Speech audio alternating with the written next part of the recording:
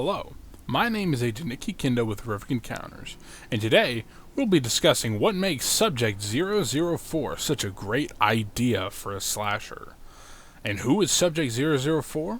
Well, it's Mad Mick himself, Caleb Quinn, aka the Deathslinger. Let's start the debriefing.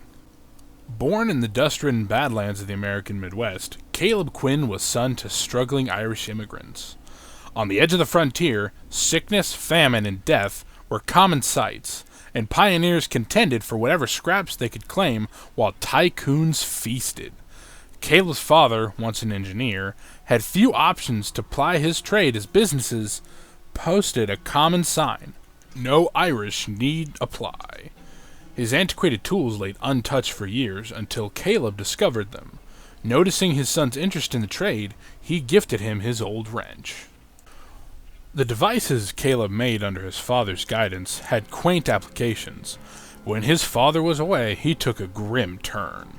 He hid plans for masks that would gouge barbed needles into humans' eyes and rip them from their sockets, complete with sketches of it fitted to the boys who bullied him. With age, Caleb's engineering abilities became marketable, and employers put their discrimination aside.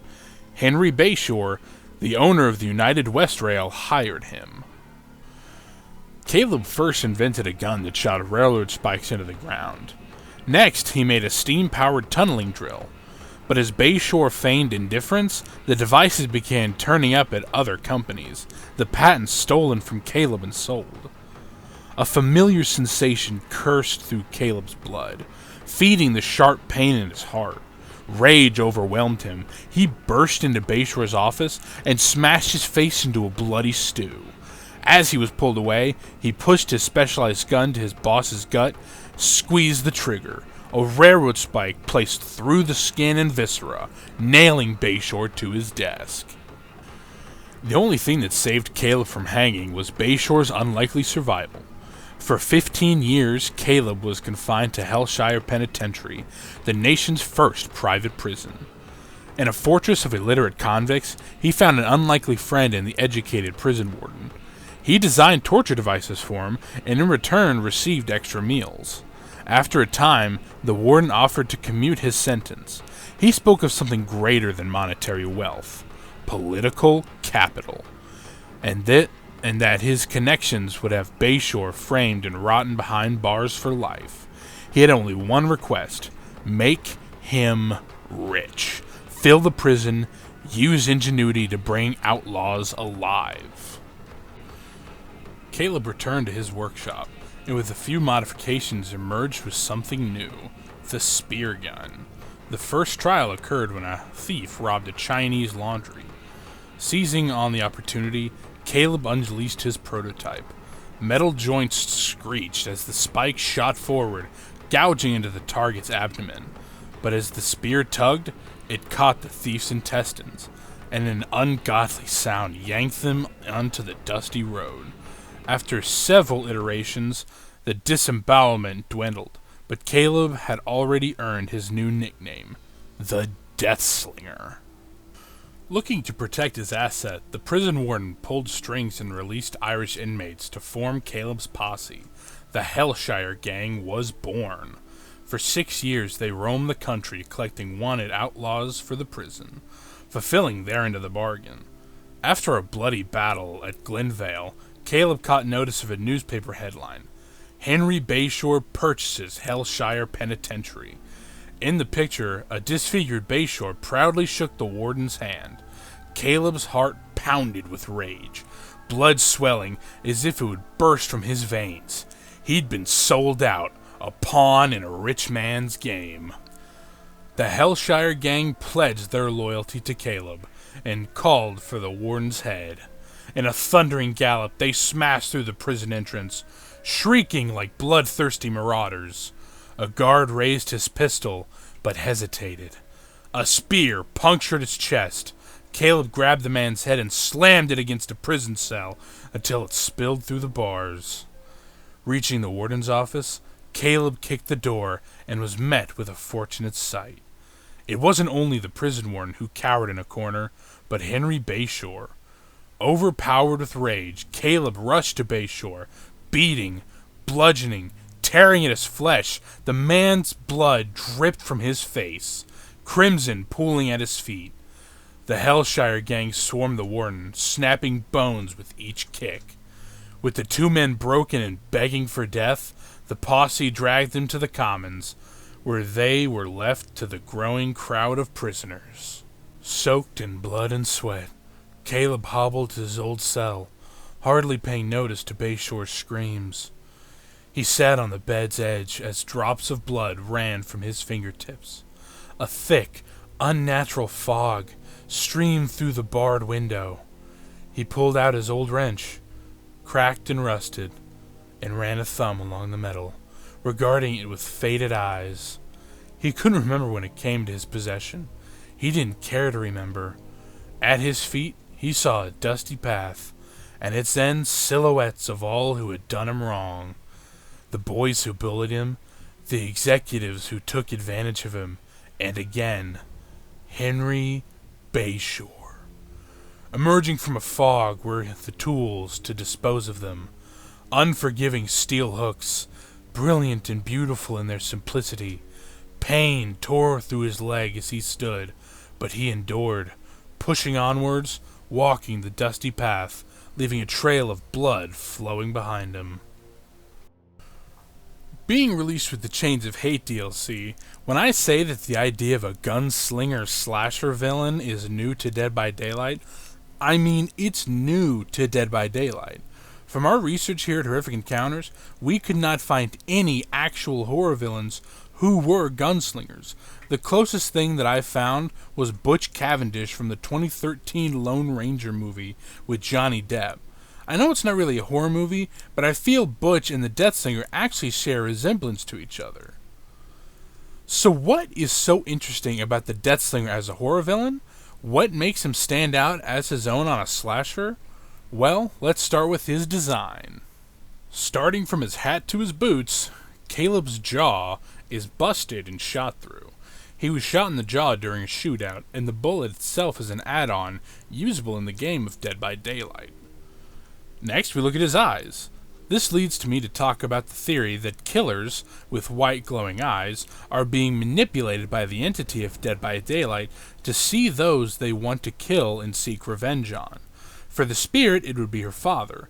The wraith, it would be probably his old boss, Mr. Azarov. And for the Deathslinger, he would see the Warden and Henry Bayshore, the two who did Quinn the worst, with Bayshore selling Caleb's inventions as his own.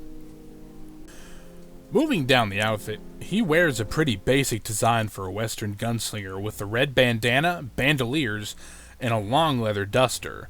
But it's when we get to his legs we see something interesting. See, the Deathslinger has a metal brace strapped to his leg. Now, I don't believe it's 100% known how Caleb got this brace, but I have a feeling it's the same reason for the hooks in Trapper's back or the equipment in the doctor's face. It's a form of punishment from the entity to keep Caleb in line. Then last for his look, we'll look at his weapon. He's the first and seemingly only killer in the game to use an actual gun. I know it's a harpoon gun, but he still loads in a cartridge and fires it to push the harpoon. The idea of a slasher using a harpoon is not new. In Friday the 13th Part 3, Jason uses a harpoon to kill somebody in the docks of Crystal Lake. But the way the Deathslinger uses it is amazing. He doesn't use it to just shoot a hunk of metal at his victims, but he has it connected to a chain reel to pull his victims in closer, to slash at them with the bayonet on the Redeemer. That's also the name of the Deathslinger's rifle, the Redeemer. So next up on the agenda is discussing the cosmetics that are available for the Deathslinger that I find to be the best, and some possible ideas for future cosmetics to add to the game as well. Now, to be honest, Deathslinger does not have many good cosmetics to me, and there are only two outfits, plus one honorable mention, that I would want to talk about. First up is the skin called Tombstone. He'd need protection to last. The prison warden pulled strings, had him deputized, and released 24 Irish inmates to form his posse. The Hellshire Riders were born, and they were thirsty for blood. So the Tombstone skin reminds me a lot of Doc Holliday, played by Val Kilmer, from the movie of the same name of the cosmetic, Tombstone. So I think that is the perfect skin to make for a Western gunslinger killer. Not just a reference to an amazing Western film, but to a real-life historical figure and the historical shootout at OK Corral in Tombstone, Arizona on October 26, 1881. The next cosmetic is the honorable mention that I had mentioned. The cosmetic is Twilight Swarm, and it's a very interesting look for Caleb Quinn, but it's actually connected to the Doctor, who also has a skin where he is infested with butterflies as well. The skin for the Doctor seems to hint that he did this to himself, so this makes me think that maybe he got the Twilight Swarm cosmetic for Deathslinger. The Doctor experimented on Caleb Quinn and infected him with the same bug hive as himself. Now here is my favorite cosmetic for the Deathslinger that for some reason none of the wikis for Dead by Daylight has anything on. And that is the Hallowed Blight cosmetic set. I wish I could get the description to read out for you, but again, for some reason, no wikis have this information.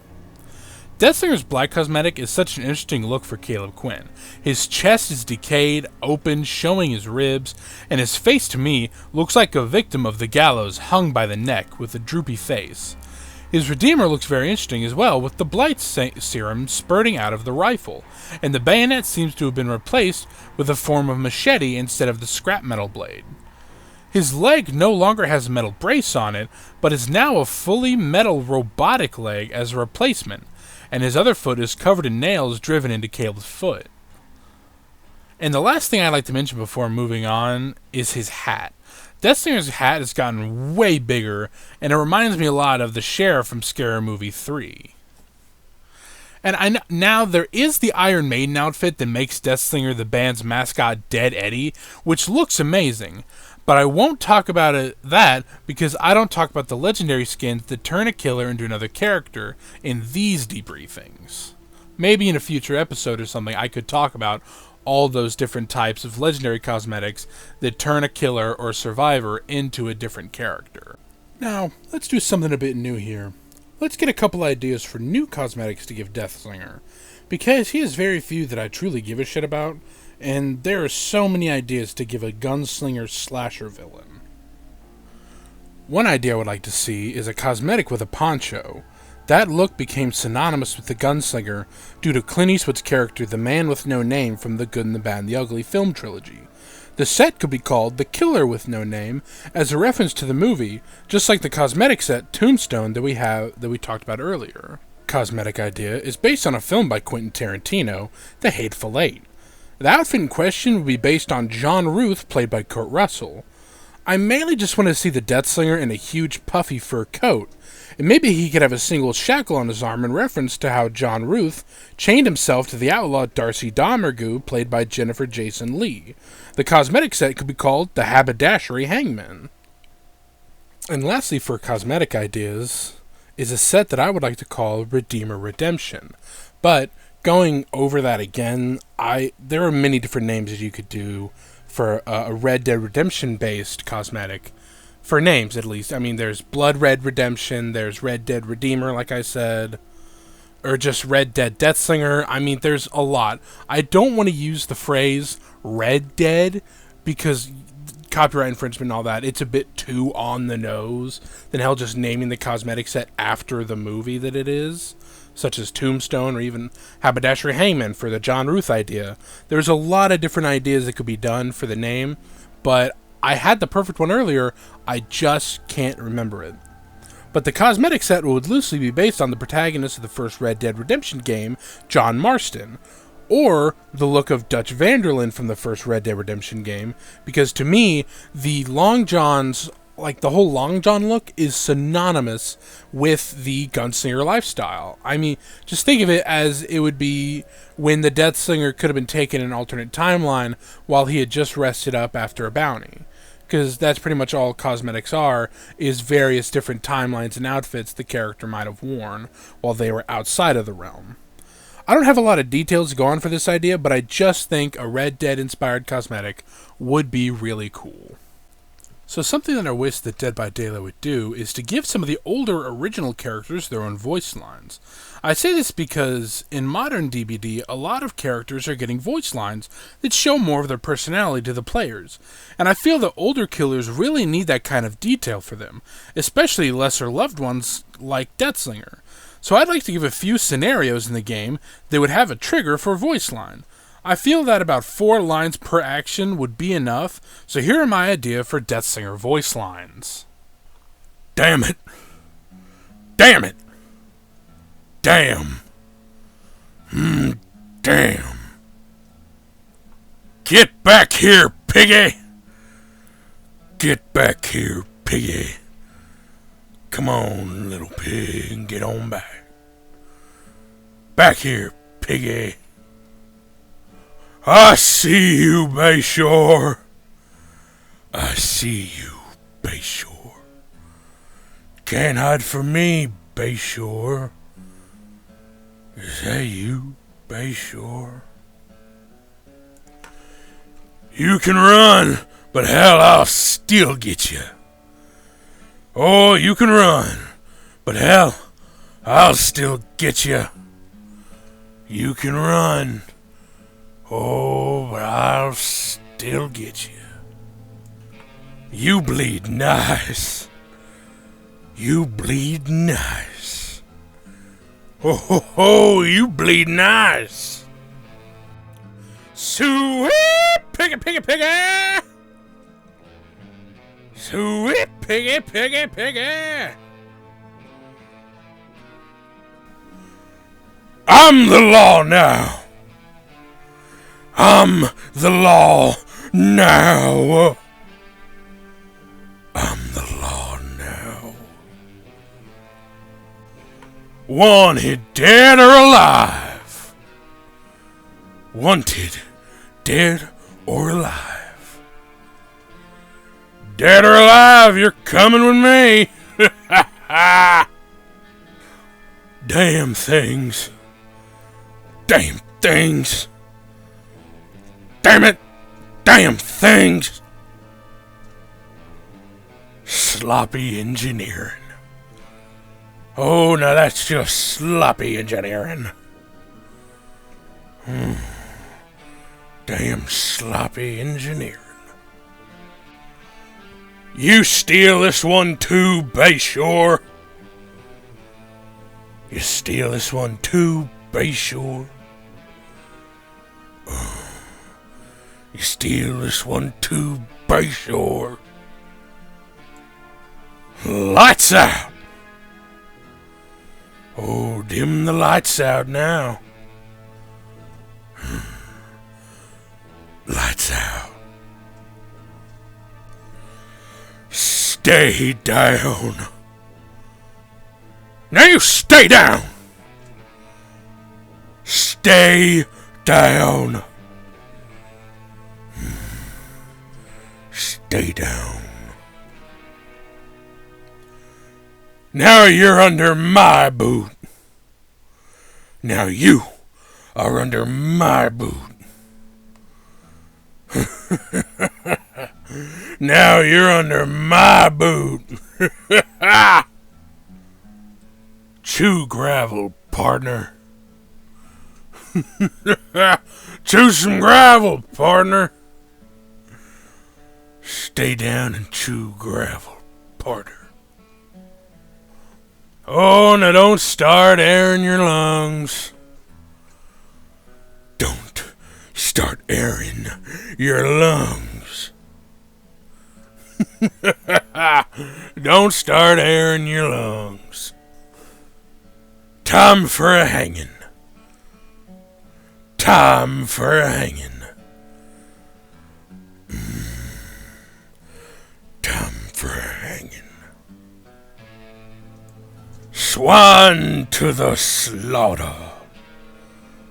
Swine to the slaughter. Swine to the slaughter. Should have dug for your cannon. Should have dug for your cannon. should have dug for your cannon. We are gathered here today. We are gathered here today. We are gathered here today. There are plenty more ideas and scenarios on which a voice line can be said, but I think this is a good handful to start off with. Now, okay, let's get down to the brass tacks here. Is Caleb Quinn, aka the Deathslinger, a good horror villain? My answer would be yes. It's an original idea for a slasher, which is really hard to come by in this genre, until it's just stupid, like Evil Bong. An Old West gunslinger slasher is such an amazing idea that I would love to see way more in horror media. I've never seen anything of the sort, nor could I find anything that would fit a gunslinger slasher villain. So yeah, hats off to Behavior for making a really amazing original character. Something that I do really love about Caleb's backstory is that as the son of an Irish immigrant, he takes the full blunt force of how much native-born Americans, not to be confused with actual Native Americans, hated the Irish. Native-born Americans criticized Irish immigrants for their poverty and manners, their supposed laziness and lack of discipline, the public drunken style, their Catholic religion, and their capacity for criminality and collective violence. So Caleb was discriminated against due to being Irish, and that's how Bayshore was able to take advantage of his brilliant mind so much and so easily. This is something that I really love about Dead by Daylight. The fact that they take a time period and usually form a really good story behind them that ties them into the dark time of that period, and that's why they are the way that they are. Hell, my previous subject, the Doctor, was part of MK Ultra, or the Huntress being in the Russian wilderness during either World War I or World War II. And it may not be the biggest part of her story, but that's what's so good about all of these stories. It uses the time period as a backdrop to build a story out of. So I'd like to say that without talking about gameplay and just how the Deathslinger fits as a horror villain, I would give him a straight 10 out of 10 in my opinion. It's such an original idea, and he's such a great-looking slasher villain. Just think of yourself hiding in a closet, and you hear his heavy, weighted, yet a bit slowed footsteps reach closer and closer to your hiding spot, as well as the creaking of his leg brace adding even more to the terror of his approach. He reaches your closet, and you hear the chains of the Redeemer lift up as he aims his gun. And ya bang! A spear has pierced your face and you're dead. So yeah, I do believe we've come to the end of our debriefing. The Deathslinger is such an interesting and cool killer within the realms of Dead by Daylight, and I hope that in the future we get plenty more lore about him. Hell, maybe he and Maurice could go on an adventure someday. Either way, I thank you for watching this debriefing on Subject 004, aka the Deathslinger. My name is Agent Nicky Kendo with Horrific Encounters, and I thank you for watching. Agent Nicky, signing off. And goodbye.